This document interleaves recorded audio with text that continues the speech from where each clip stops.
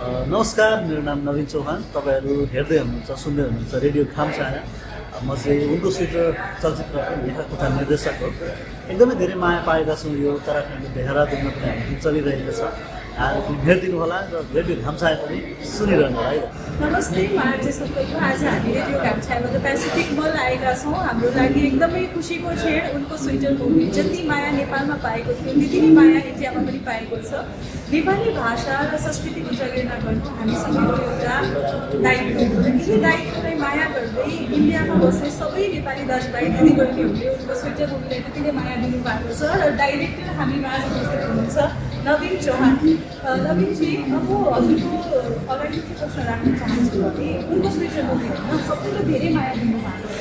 त्यो चाहिँ हाम्रो रियल लाइफमा कतिको मेल खाने छ, त्यो लेख्ने आइडिया चाहिँ कहाँबाट आयो तपाईँले? यो मैले यो सिनेमा बनाउँदै गर्दाखेरि मलाई एकदमै क्लोज टु रियालिटी नै बेसमा है, रियलिस्टिक फर्ममा बनाउन चाहन्थेँ। यो मेरो डेब्यू फिल्म पनि हो। त्यो भएको भएर पनि एउटा सिनेमालाई चाहिँ कसरी एकदमै नेपालसँग जोड्न सकिन्छ। यो सिनेमा हेर्दै गर्दाखेरि नेपालको गाउँघर, त्यहाँका मान्छेहरू, त्यहाँका कहिले पनि स्पटलाइटमा नगरेका व्यक्तिहरू जो हराएर जान्छन्, जो चाहिँ यतिकै बिलाएर जान्छन्, त्यस्ता भुइँ मान्छेहरूको कथा भन्नु थियो।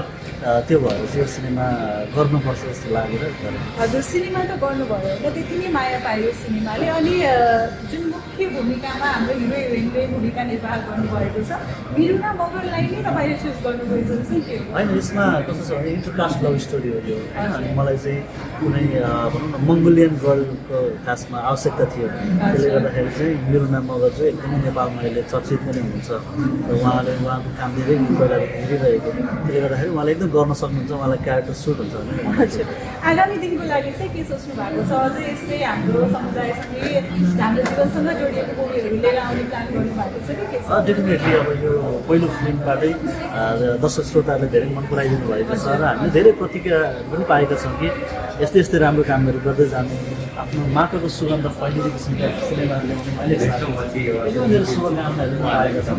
अवश्य पनि भविष्यमा अझै राम्रो गर्ने कोसिस गर्नेछौँ, अझै नेपालको माटोका कथाहरू ल्याउने कोसिस गर्नेछौँ र यसरी नै तपाईँहरूसँग समक्ष ल्याउने आगामी दिनको लागि धेरै धेरै सफलताको शुभकामना। अझै इन्डियामा पनि धेरै ठाउँमा यो मुभी हामीले चल्ने भनेर थाहा पाएका छौँ। त्यति नै माया र साथहरू ल्याइदिनुहोस्। धन्यवाद। धन्यवाद।